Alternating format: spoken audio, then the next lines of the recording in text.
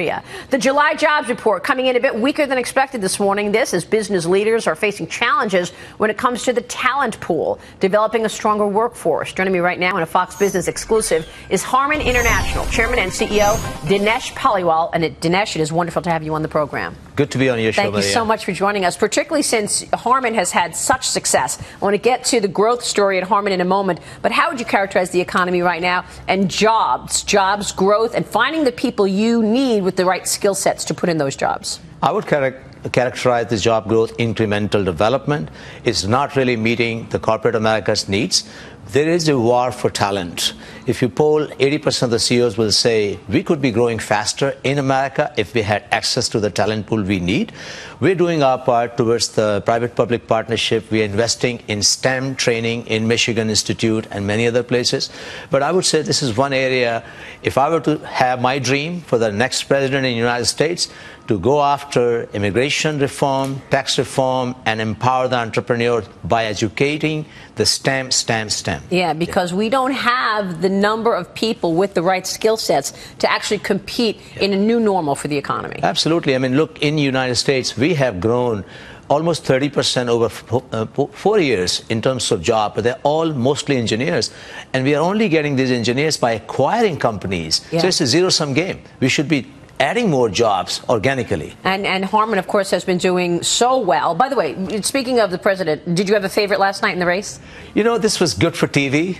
I don't think there was a very serious policy discussion took place. I'm still hoping that will happen. Okay. You want to hear more substance? Absolutely. Let me ask you about Harman, because the substance at Harman obviously has been rocking. Yesterday, you just revised guidance. You increased your guidance, right? Tell us what's going on at Harman. So, Maria, for the last 5 years, Harman has grown double-digit top line, 25% profitability, and earnings per share over 5 years. CAGR has been 40+%. We're very happy with that. We just guided the market after another robust year of 15% top line and profitability up 25%.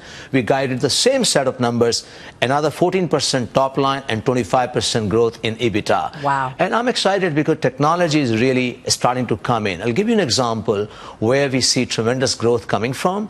We all hear about connectivity and connected car, the autonomous driving. You can't have autonomous driving or connected car without having connected software in the car. Cars have 80 to 100 computers, and Harman supplies the main computing embedded systems in the car with 25 million lines of code. We have been talking about cybersecurity and connectivity for almost 2 years, and now we're seeing from 60 million cars on the road today connected. By IHS research, there will be 5-fold increase, 300 million cars by 2020. That would fuel the growth. That is extraordinary. So we know that the auto sector is incredibly important for Harman because you are connecting all these cars, but you've got 60 million cars connected today, going to 300 million cars. And of course, we know that electric cars have been hacked. Let me steer your attention to that for a second. Is there any way to avoid, as more cars get connected, how are we vulnerable?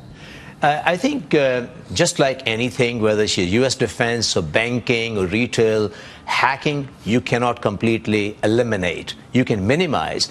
As far as the car industry is concerned, I think this recent black hat experiment of hacking in Vegas has really put the light where it belongs in terms of focus. As an industry, we have to focus more on cybersecurity.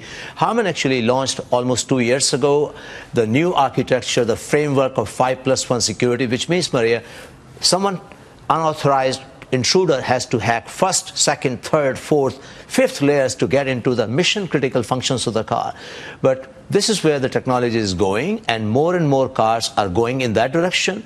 So you can't completely avoid it, but you can minimize it. But you and I as users, we do not want to compromise our connected lifestyle. Yeah. We need it. Technology has to catch up. This is one of the beauties about your company. Your company has transitioned from, headsets and, audio specific to a technology company. You've been making all these acquisitions, in particular acquisitions in the security side of business. Talk to us about where the growth comes from at Harman, and are you going to be doing more acquisitions in that regard?